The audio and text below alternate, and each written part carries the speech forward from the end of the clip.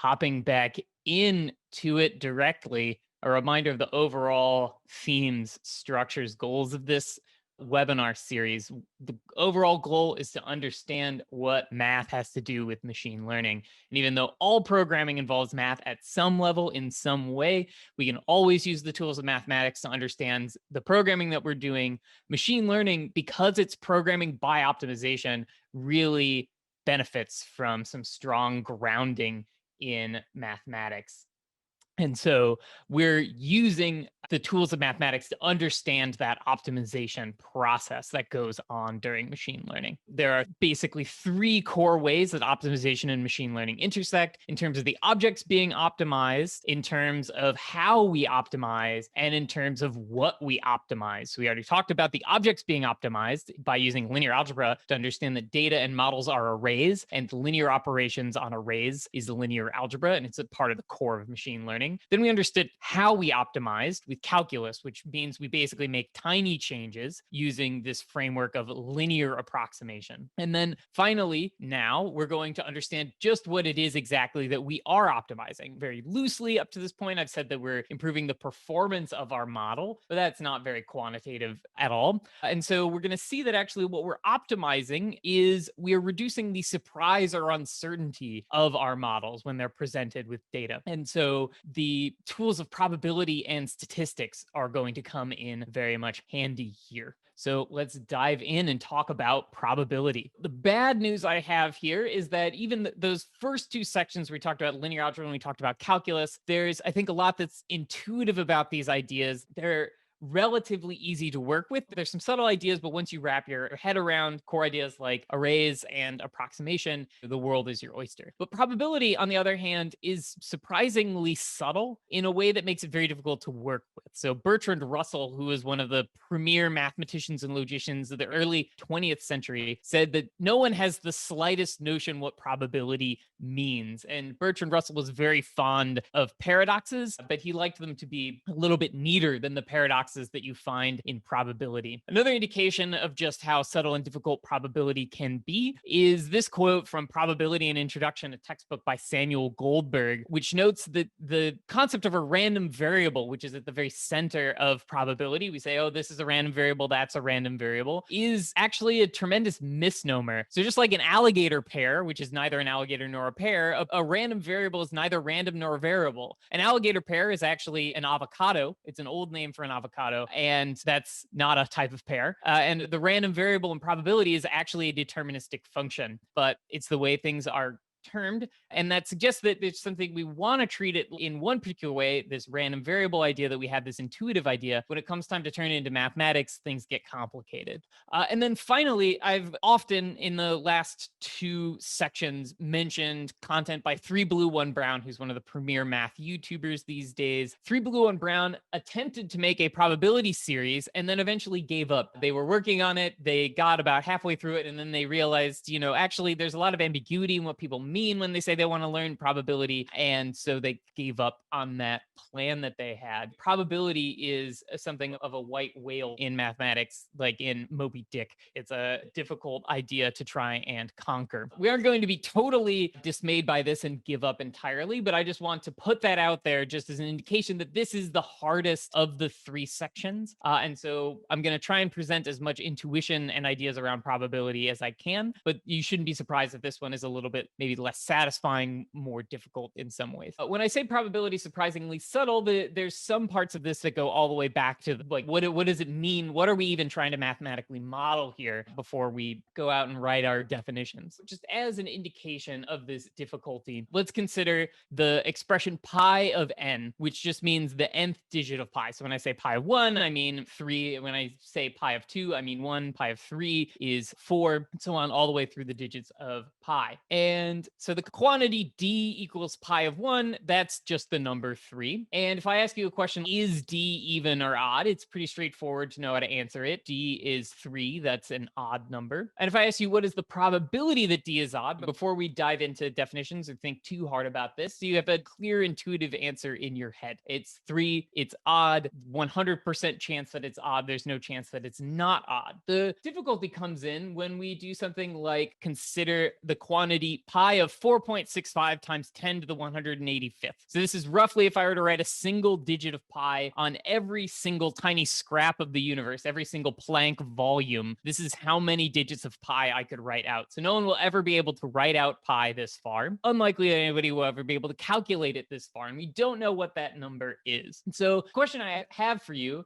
is, which of the following would you say is a more correct way of thinking about it? To say that D is even with probability 0.5, there's a 50-50 shot that D is even, or to say that D is either even with probability 1 or 0, but you just don't know which of those that is. So this one is more of an opinion poll than it is a mathematics question. And one thing I'd like to note here is that so far as we can tell, there is no real pattern to the digits of pi. Every digit seems to occur with equal probability in the long run. All right, it looks like a consensus is emerging here. People are agreeing on one of these two answers, and one of these is the minority response here. So let's go ahead, and thanks to everyone who answered. Let's go ahead and reveal what those answers were. All right, it seems like the most popular choice here is D is even with probability 0.5, but there's a strong minority of about a third to about a quarter who say that actually, no, it's the D is either even with probability 1 or 0, but I don't know which. Interestingly, whenever I run this with a different group of students, I actually get slightly different answers. So I've sometimes seen people like split basically 50-50 down the middle for both of these. Sometimes I see a result more like what we're seeing here, where it's 2-1 for the first answer.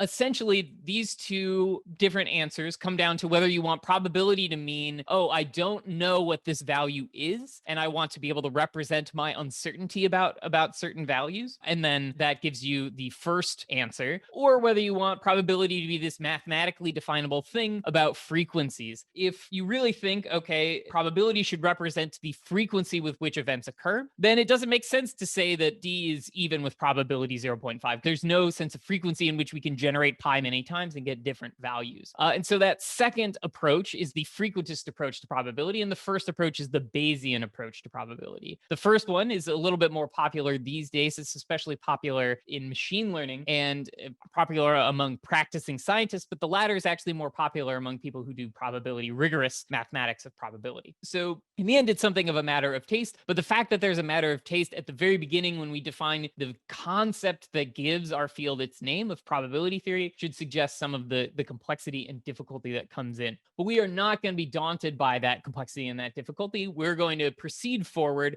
and just look at what happens without trying to interpret what probability is, just looking at turning the crank. What do we see? And we're going to have three basic takeaways. The first is that if we ignore all these questions about what does probability mean, mathematically, probability behaves just like math, which is something that we don't think of as that paradoxical or that difficult. But then when it comes time to do machine learning, a related concept called the surprise shows up more often, the negative logarithm of the probability rather than the probability itself. And then finally, when we want to use probability distributions, when we want to use probabilities in machine learning, we most often end up using the Gaussian distribution or the bell curve. And Gaussians end up actually at the intersection of all three of the fields we've talked about of probability, linear algebra, and calculus, but especially at the intersection of probability and linear algebra. So we'll talk about Gaussians in detail. So first, what is probability? Probability is something that, like mass, we use the same mathematical tools that we would use to work with masses, with objects that have weight. So consider, to understand this analogy or this relationship, consider the distribution of mass on two pizzas. So one pizza is a cheese pizza and the other pizza is a pepperoni pizza. If I wanted to tell you where is the mass on this pizza, well, there's a whole bunch of different points, right, on this pizza. There's an X and a Y coordinate for every point on this pizza. At a given point, there really isn't any mass. If I ask you at the exact center of the pizza how much mass is there, the answer is basically 0 at a fixed exact point. If I want to know how much mass there is in a part of the pizza, what I need to do is I need to integrate over an area. I need to say, okay, there's a little bit of density here. There's a certain amount of grams per square centimeter in the center. There's a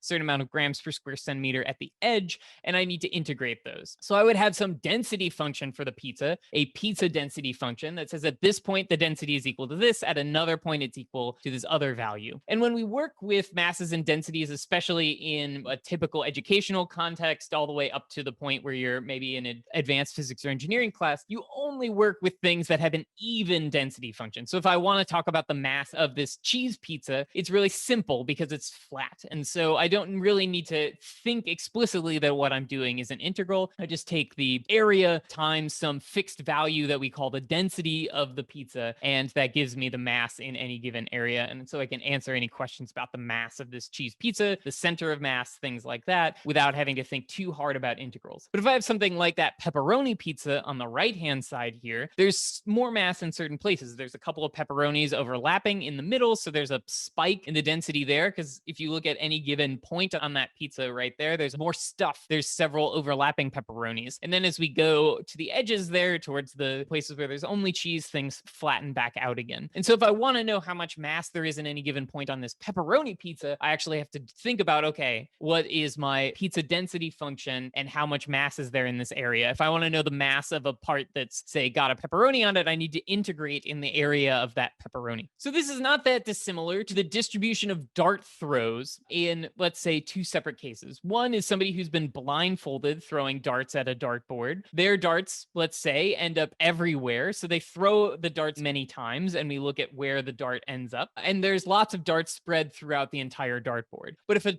pro player throws darts at a board and we collect those over time, maybe throughout a whole bunch of games, we'll see that really often they throw towards the center. So that's a very common place for the darts to end up. And then other times they throw towards different spots. There's a ring in the dartboard. There's actually two separate rings of the dartboard that give different amounts of points. And sometimes in a game of darts, you really want to hit one of those. So pro player will have a very complicated distribution of dart throws, a complicated spread of dart throws. So if I have them throw darts at the board for a really long time, then I'll end up with a distribution of darts on that dartboard. I can imagine, what is the density of darts on this dartboard? So I think of that basically as the chance that any given dart ends up at any given spot. And much like there's no mass at any given point on a pizza, there is no probability at any given point on the dartboard. Any exact, specific, precise point that you say, oh, did a dart land here on the dartboard? The answer is 0. It's only when we integrate over an area that we can actually get an actual mass in the pizza case or an actual probability in the probability case. So what we're mapping here is a density of probability. How much probability per square centimeter is there? And when we integrate over squared centimeters, we get probability. Just as when we integrate a density of grams per square centimeters, we get grams in the end. And I think this distinction between probabilities, probability densities, probability masses, this is something that definitely confuses people. And I like, whenever I get confused by this, to think, okay, what if I were just thinking about mass? How would this look? So this probability density function that describes where things are more likely to end up is the core object that we think about in probability theory, the most common thing that we think about. So there's a lot of similarities between mass or density and probability. We have a density function in the former case that takes a position and returns a real number that is the density. And in order to get a final mass, we integrate over an object. So if I want to know the mass of an object, which might be, say, a slice of the pizza or an area in the pizza, I need to integrate the density over that object, which looks like the thing on the left. It's maybe an unfamiliar way to present a familiar idea of calculating or thinking about the mass of an object. That is transferred directly over to probability. We have a probability density function that takes in an outcome space now rather than spatial coordinates and returns a real value that is the probability. And just like density, actually, probability is non-negative. You can't have negative mass and you can't have negative probability. And when you get the probability of an event, say the dart lands anywhere in the bullseye, or the dart lands anywhere in the inner ring, or the dart doesn't hit the 20-point region, then you need to integrate that probability density over that event. So even though there are similarities, and maybe formally at some like galactic level of abstraction, they are the same thing, to study density and to study probability with one single tool, there are some differences in emphasis. One is that the total probability is always 1. So if I integrate over the entire dartboard, the value will always be 1 if I'm integrating the probability, but a pizza need not weigh the same as another pizza. There isn't that restriction, and that becomes very important when we're working with probability. We also care quite a bit about the concept of independence in probability, which is to say that if I have some function that takes 2 arguments, so a probability of 2 events maybe, can I think of that as just the product of the probabilities of the individual events? Can I think of these things independently or separately from one another? Can I factor P of xy into P of x times P of y? That comes up all the time in probability and very rarely in calculating masses. Then finally, we care about expectations in probability. The expectation of a function is to say, okay, what if I were to take the outputs of that random variable and I were to put them into a function? What would the value on average be? If I take, say, the outputs of a random variable, I pass them through a function, and I take the mean, 1 over n times the sum of the values, what should I expect that value to be? That is the expectation.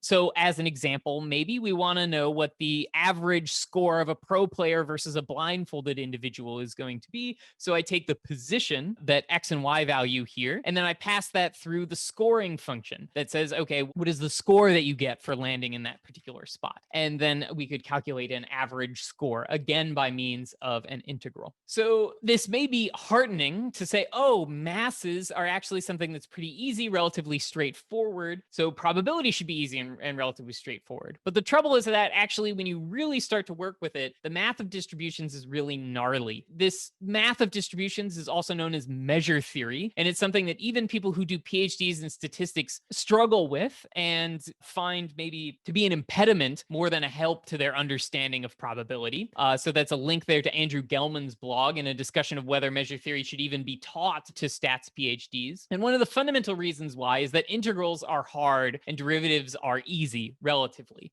So when I want to calculate an integral of something, calculating it can be basically infinitely difficult, whereas derivatives can be done automatically by computers, as we saw during the calculus section. And then finally, we have to watch out for paradoxes. So there's a famous Banach-Tarski paradox, which is pictured on the right-hand side here, which is that if you're not careful with defining what it means to measure something and get its size, then with a just basically intuitive definition, you might end up with a circle that you can then break apart into pieces, where when you combine those pieces back together, the measure of the total has doubled. You've got 2 copies of the original when you combined it back together.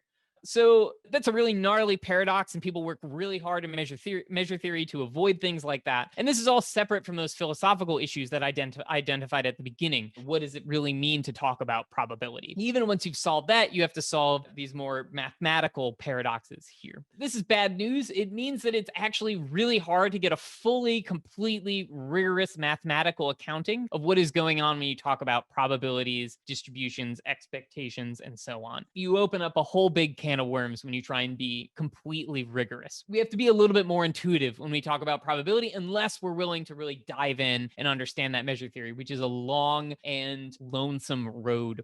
So we're going to go in an intuitive direction here and focus on what can we understand without diving into that stuff. So we're going to focus on the concepts and ideas in probability that show up the most in machine learning. And in particular, one that I want to really talk about is the concept of surprise.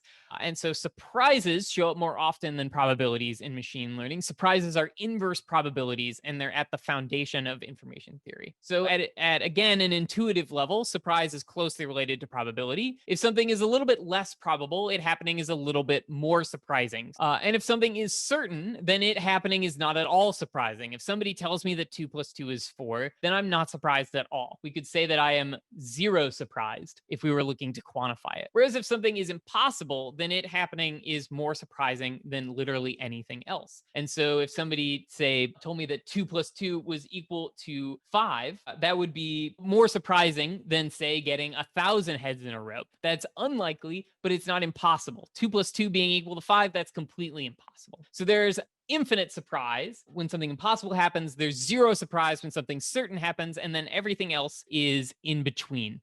So the difference between probability and surprise, apart from this sort of flipping around, is that if 2 unrelated surprising things happen, we add the surprises instead of multiplying them. So the probability of 2 unrelated surprising things, say getting 10 coin flips in a row right now and it snowing in Beijing right now, I would multiply those 2 probabilities together. Whereas if I were to take the quantitative surprises involved in those two events, I would add them together. If I take, just to stick with coin tossing again, coin flipping and dice rolling was the earliest thing handled by probability back in the 17th century. So people like those examples. If I take the probability of two heads, that's 1/2 times 1/2, and that's 1/4. If I take the surprise of two heads, I add those two numbers together. We'll see in a second that it's 1 bit of surprise to get one head and 1 bit to get another head. That's 2 bits. So together, those desiderata, or those properties, define the surprise as a function of the probability. So the surprise of an event is the logarithm of 1 over the probability of the event, which is the same, if you remember your logarithm rules, as the negative logarithm of the probability of the event. This is also known as the surprisal. There's a couple different names for it. If there is a probability density function, there is essentially a surprise function defined on the possible outcomes of our random event, and we can get it from the probability distribution just by taking its negative logarithm. You can also just write down a function subject to a few simple constraints, and then that will turn into a surprise, which makes it a little bit easier than writing down a probability distribution. There's more constraints to write down a probability distribution. There's a close connection between this surprise function and the entropy, which is that the entropy, which shows up in information theory, is the expected value of the surprise. So if I take the surprise function for a given random variable, maybe if you wanted to imagine what this would be to simulate, take a whole bunch of values from this random variable, calculate the surprise, and then look at that average value at the end. That will give you the entropy. So the negative logarithm of the probability weighted by the probability, that's the entropy. So surprises are measured in bits, which means you can rigorously and quantitatively say that one thing is a bit surprising. The entropy shows up in information theory. It tells you a lot of things in information theory. One of the things it says is how difficult it is to compress something. And so things that are more surprising, that more often produce surprising values, are things that are harder to compress. That's the core idea at the center of information theory. From this idea of surprise, we can derive the most common process for doing machine learning by basically doing a competition to see who can be the least surprised by an outcome before it happens. We write down how surprised we would be for each outcome before it happens. So let's say we're betting on a presidential election, a sports game, something like that. We each write down, okay, if this candidate wins, I would be this surprised. If this candidate wins, I would be like this other amount surprised. If this team scores 100 points, I would be this surprised. If they score 101 points, I would be even more surprised. By writing down this surprise number for each outcome, we've effectively given a model that says this is more likely, this is less likely. You're allowed in this competition to pick any number greater than or equal to 0 that you want, but it's no fair saying that nothing surprises me by setting them all equal to 0. And so whoever is least surprised by the outcome is the person who has come up with a better model. And from this, we can derive the Kale divergence, or the Kullback-Leibler divergence, and the maximum likelihood estimator as the winning strategy. So the idea here is that what we want to do is, if we are given data before we do this competition, so we're given a bunch of previous observations of, say, previous sports competitions between these two teams, or previous outcomes from the flipping of this coin, previous combinations of, say, pictures, and whether a person label said that this picture contains a dog. And then what we want to do is we want to come up with a model that minimizes its surprise on the observed data, and then that should be the best performing model in this competition. It should win the competition if it's least surprised by the data. If that data really reflects what we'll see in the future, then we should win this competition by minimizing the surprise. And this is where our machine learning loss functions come from. So the loss functions in machine learning, those things that we optimized with calculus in the previous sessions where we talked about gradient descent in calculus, come from minimizing surprises of data. So every time you take a probability distribution, take its negative logarithm, that gives you a new loss function. And so people didn't necessarily think this through ahead. They just said something like, oh, you know what makes sense? Squared error. That's a really good way to measure my error. And then later it's revealed, oh, actually what's going on here is that you are maximizing a likelihood or minimizing a surprise of a model on your data. There's two equivalent ways of looking at it. In stats, people think of it as likelihood maximization. In machine learning, people think of it as minimization of negative logarithms of likelihood, or minimization of surprise. And so this latter way of thinking about it as a minimization comes from the optimization. In optimization, we tend to think of ourselves as minimizing things rather than maximizing things, but they're effectively the same idea. So why do we work with surprises rather than probabilities if they're in the end equivalent? Mathematically, what I'm saying here on this slide is that maximizing likelihood is the same as minimizing surprise, since it's just, you're just flipping it around with that negative logarithm. Why flip it around in this particular way? The reason why is that lots and lots of densities actually are very simple when you look at their logarithm. So for example, the Gaussian distribution, the bell curve, if you look at its probability density function, it looks like the function on the left. It's got an exponent, it's got a square in that exponent. It's an important function, this squared exponential, but it's not something that comes up that often in mathematics. It's not something you immediately think of as like, oh yeah, squared exponentials, common function, think about it all the time. Whereas the surprise, just take the negative logarithm of that value, is a polynomial, x minus mu squared minus a constant, log z. Z happens to be related to the square root of pi, fun stuff like that. But the key idea here is that on the right-hand side, once we've taken the negative logarithm, we've got a simple expression for the surprise, a polynomial for the surprise, whereas we have something that's a lot harder to calculate for the probability. Even though these things are fundamentally, they can be used in equivalent ways, one is easier to use. The surprise is easier to use. And this is really common. Lots and lots of densities that turn out to be easy to use and important and relevant for machine learning and for probability in general have a very simple form in the log. They're called exponential families or log linear families of distributions. And the Gaussian is just maybe the most important log linear families. The Poisson distribution, the Laplace distribution,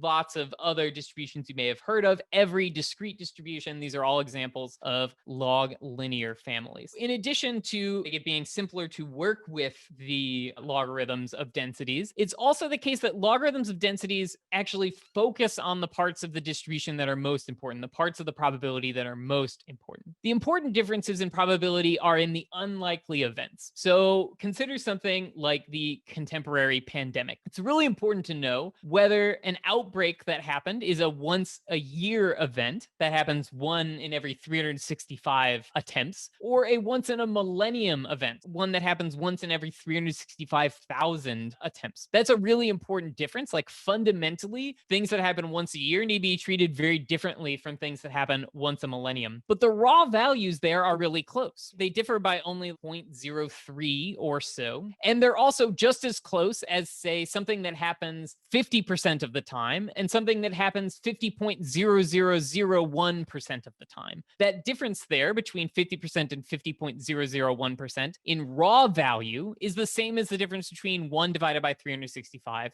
and 1 divided by 365,000. Those raw values are very close. In the case of the values that are close to zero, we really want those to be treated very differently. We want those values to actually be thought of as very far apart from one another. And so if we take their logarithm, the logarithm differs by about 3. If I take the logarithm base 10, these are different by 3 orders of magnitude, and so the logarithm will differ by about 3. Whereas the logarithm of 50 and 50.0001, those things are almost identical, and that's exactly the case. A penny is just so slightly not fair. The penny coin is more likely to come up tails than heads, but it's so close to fair that it doesn't really matter. And so that is something that we don't want to seem different when we're thinking about probabilities, but these tail events, these rare events, we want those to look quite different. So to demonstrate why this is so important, we're going to play a little game called Spot the Gaussian. So to remind, the Gaussian probability distribution looks like this. It's got this squared exponential form. Just as a hint, Gaussians are also known as bell curves. So what I'm going to do is I'm going to show you 4 distributions, and I'm going to ask you which of these is the Gaussian, just based off of this definition of a bell curve, maybe what you know about Gaussians, things like that. So here are those 4 densities, and I'm opening up the ability to answer this, and let me know which of these things you think is the Gaussian distribution. So there's 4 options here. They all kind of look like bell curves to me, right? So there's low values out at the sides. There's a high value up at the middle. When I'm looking at my data, this is kind of what I see. Pretty often I see there's like a common sort of central value and then uncommon values at the edges. And it looks like we got a lot of answers coming in. There's a consensus on one of the values, but there's lots of people who think that it might be something different. Let me reveal the answer. All right, the answer was A, but the most common answer was actually B. That's interesting. So that just goes to show you that this is a really hard thing to do, to just look at a distribution and determine, is this a Gaussian or is this not a Gaussian? So this example comes from a blog post by Ryan Moulton. I would strongly recommend you check that out because there's a lot of excellent stuff in that blog post, not just these two games. So A, the first one there, is the Gaussian. The one that most people thought was a Gaussian was this logistic distribution, which is quite similar to a Gaussian, but it's actually a heavy-tailed distribution, just like answer C, the Cauchy distribution. This one has much more mass in the unlikely events than a Gaussian. So if you watch a Gaussian for a really long time, you're unlikely to see values very far away from the middle. But if something is logistically distributed, you're actually quite likely to see those. One answer, not a lot of people guessed this one, but D down there, the bottom right-hand corner, the beta distribution, this one never produces values outside of -4 to 4. This is a beta distribution. It has what people call compact or finite support. It only produces values in a small range, as opposed to the Gaussian, which can, in principle, with very low probability, produce values that are arbitrarily large. So that's a big difference from the beta distribution. It has zero probability outside of the -4 to 4 range, but it actually does look sufficiently similar to a Gaussian that you might be confused and you might think that it is a Gaussian just looking at that density there. So now we're going to play Spot the Gaussian again, but we're going to look at the log density. So just to remind, the surprise of a Gaussian looks like a polynomial function. Out of the things I'm about to show you, what I want you to do is spot the quadratic polynomial. So out of the 4 things that I am showing here, which of these is a Gaussian? So this is a log density, so it's actually a negative surprise. So things go down as they become less likely rather than up. Just a quick note there. So I'll wait for folks to get their answers in here, but just looking at these curves here, which one looks most like a quadratic polynomial that you have seen out of all of these possible examples? So it looks like there's mostly a consensus around one answer. Let's see what that answer was. Most folks said D. Let's go to the board. Yes, that is in fact correct. It's always, whenever you do something live, you always worry a little bit it might not work, but pretty much every time I've ever run this, people get it right on the second time and not the first. The wisdom of crowds at least gets it right. Let's think again about these distributions here. The logistic and the Cauchy distribution are these heavy-tailed distributions that are much more likely to produce really large values that are atypical, far away from the center. And if we look at the tails here, as we go to -4 to +4, we can see that the surprise of the Cauchy is about -4. The surprise of the logistic is about -5. So that's like a 1 in 10,000 kind of chance as a density at that specific spot. For the Gaussian, we're down at 10 to the -10, 10 to the -9 maybe for -4. So that's 5 orders of magnitude less likely for the Gaussian. Whereas if we look at just those, the Cauchy and the logistic at -4 here, we can see that this is a little bit higher. This -4 here is a little bit higher than the value for the Gaussian, but they're so close to each other. It's much more difficult to see that difference. And this does in fact show up. When you sample from a Cauchy and a logistic, you see really large values very, very often. And this is actually something that goes all the way to the point of like being important for modeling. People use Gaussian distributions very often because they're easy to work with, but sometimes you need something like the Cauchy or the logistic function to represent unlikely outcomes. It's something that 538, a major election and poll and sports modeling blog, they tend to use these heavy-tailed distributions now in order to capture these unlikely events that happen way more often than if you had a Gaussian. It's also something in financial modeling. A lot of people use Gaussian models before the financial crisis. The financial crisis indicated that there are these unlikely events that we are underestimating the probability of. The beta distribution shows something in the opposite direction. The beta distribution never produces values outside of -4 to 4, and we can see that by the fact that the surprise is zooming off to infinity as we get close to those boundaries there. I want to spend a little bit more time talking about the Gaussian distribution because it's a great distribution and it shows up all the time in machine learning, and I want to talk about why that is. So the fundamental reason why Gaussians show up all the time is because it's easy to work with them. So when we're working with probabilities, as I said at the beginning. When it comes time to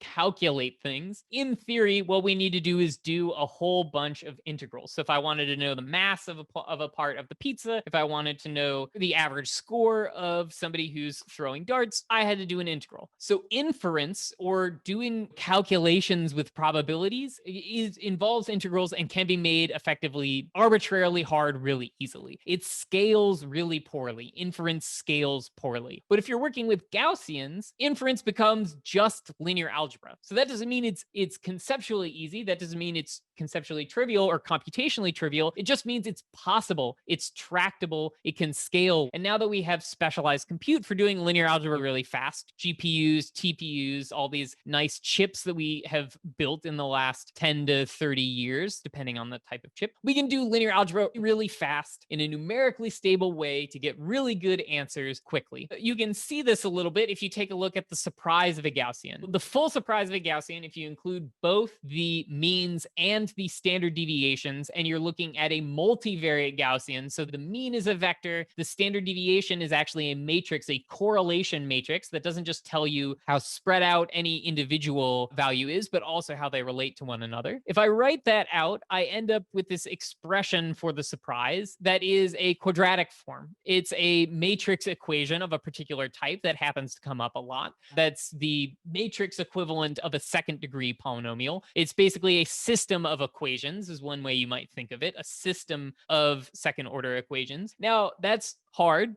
Sitting down and calculating it by hand takes a lot of time, but computers can do it really fast. Just to see that this is something that's conceptually simple, if we just set the mean to 0 and we pretend there's no correlation between the values we're observing, then this expression here just turns into x transpose x plus a constant. So effectively, in the case of Gaussians, surprises are just distances. It's literally just the length of a vector. You just do x transpose x. It's like calculating the norm. That's wonderful. If we generalize it a little bit, then maybe you need to know the distance from the vector to some other vector, and we need to know what this mu is. If you generalize it all the way, then there's this matrix transformation in the middle that's like a change of coordinates or a change of basis to say, well, actually, I measured things in this way, but in order to get surprises, I need to measure them in a slightly different way. But up to that matrix transformation, it's just distances from the value to its mean. And that's a huge improvement over what you can possibly need to do to calculate similar things for other distributions.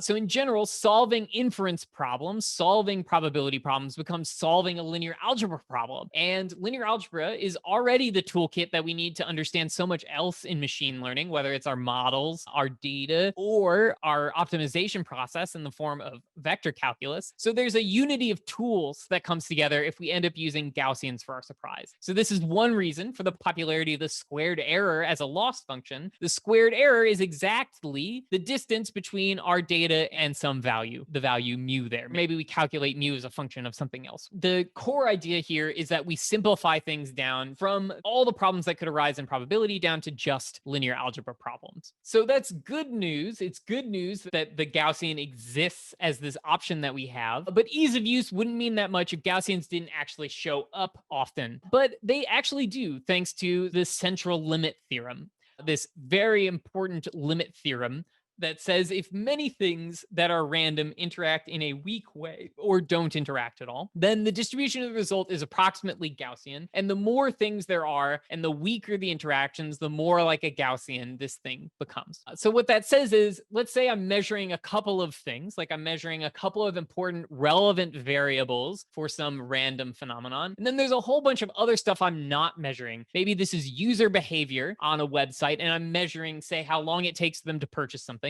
And I know there's some demographic information that's maybe important. There's some stuff about their past behavior that's really important. Then on top of that, there's a bunch of things that I can't measure, like, what they had for breakfast that morning, and maybe whether the doorbell rings while they're about to complete their transaction. Those things, there's lots of them. They're random. They don't really interact with one another. That will end up giving a Gaussian distribution for the time it takes for customers to check out on my website. There's also examples from science, but the important takeaway here is that we lucked out in a lot of ways, and that Gaussians do show up a good amount due to the central limit theorem, and they're easy to work with. This is one of those rare wins that you get in mathematics and engineering, that what's easy to do and what's the right thing to do end up aligning pretty nicely. And for folks who are on the more abstract math side, there's a nice thing about Gaussians, which is that everything about them can be derived from one equation, this differential equation here. The derivative of that probability density function is equal to the negative argument times the probability density function. So this is not that different from, say, the exponential function. The exponential function is also defined with a differential equation. Its derivative is equal to itself. But so this one's a little bit more complicated than that. There's lots of things that can be defined with differential equations. The Gaussian family is just one of them. But all the important properties of the Gaussian family can be derived without solving for their explicit form, just from this differential equation. So there's a little blog post with some details about that linked in the slides if you're curious about that. But all these things like the central limit theorem actually comes out from thinking about this differential equation sufficiently. Some stuff about Fourier transforms, the importance of and centrality of Gaussians as the only isotropic independent distribution. All this pops right out from a single differential equation, which is not necessarily useful. I don't think it really has that great intuition about Gaussians that comes from this, but it is very beautiful. So on that note, I'd like to close out and put everything together. Just one last time, go through that high level idea of what was this course about in terms of mathematics for machine learning, now that we've made it all the way through. So optimization and machine learning intersect in at least three ways. Machine learning is programming by optimization, and linear algebra tells us what objects are being optimized. Calculus tells us how we do that optimization, and probability and statistics tells us what we want to optimize. And so in just a single slide that just has these three ideas written out in 3 lines of math, it's that our parameters theta are an array. We update those parameters. We change them over time by calculating the gradient of a function called the loss and going down the negative gradient to update theta, so to minimize this value of the loss. And what is that loss? It's the negative log of the probability of the data as a function of those parameters. So as I move the parameters around, the probability of the data changes, and I want to make that probability as high as possible, or I want to make that surprise as low as possible. These 3 statements here are at the sort of core of machine learning. They are the central ideas. And in these last couple of sessions, we've talked about each of them in detail so that you can understand really what's going on and what's at stake in all 3 of these lines. So mathematics is famous for its capacity to compress a tremendous amount of insight and ideas down into just a few symbols. To write a mathematics paper is essentially a compression of the ideas in your head. And the idea is now you have this tiny nugget here and you can expand it out later. You can unzip it, uncompress it, and think through these ideas further and understand more and more about machine learning. So to close out today, I'd like to talk about some additional resources, as I have done in the previous session. So first, some stuff about additional resources in probability. If you really want to dive into those mathematical foundations of probability, if you want to understand that measure theory, that theory of distributions of mass and measure, then the best choice is this Analysis, Measure, and Probability book by Marcus Pivato. It's very visual. There's lots of diagrams in it, but it's extremely rigorous while providing that degree of intuition and accessibility. Though I will say this is a math textbook and assumes to read it on your own, you want to know how to tackle a math textbook. If you just want a longer explication of these ideas of surprise and entropy and how they relate to one another, I have a blog post about information theory. There's also a great one by Chris Olah that explains how to visualize information theory. Those philosophical disputes about probability, I like chin scratching a little bit about those ideas. What does it really mean to think about our uncertainty or to think about frequency? The Stanford Encyclopedia of Philosophy has a really great review article on interpretations of probability. It's helpful for getting your head straight on what they are. And it's, despite the reputation maybe of philosophy, especially among engineers, as being impenetrable or useless, this is an extremely clearly written and useful article. So highly recommended. If all this stuff about these ideas, this intuition, this deep mathematics is not that interesting to you, and you really would rather get cracking on practical problems quickly with real code on real data, Bayesian Methods for Hackers is your best option here by Cam Davidson Pylon. It's an interactive textbook, basically a GitHub repository of Jupyter notebooks on Bayesian methods in Python that's aimed at getting hacking as quickly as possible. And there's a lot of really great ideas in that. And the concept of surprise and entropy, these show up very quickly.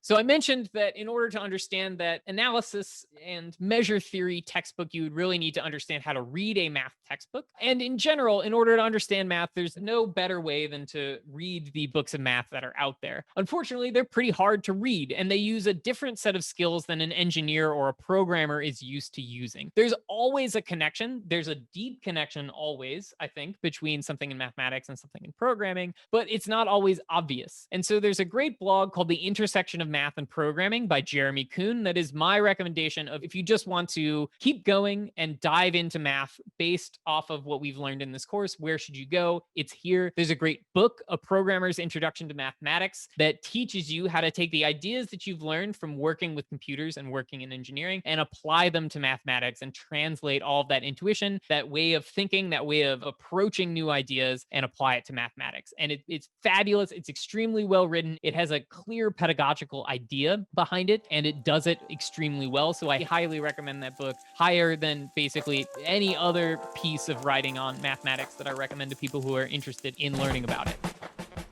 Hey friends, Charles here. Thanks for watching my video. If you enjoyed it, give it a like. If you want more Weights and Biases tutorial and demo content, subscribe to our channel. And if you got any questions, comments, ideas for future videos, leave a comment below. We'd love to hear from you.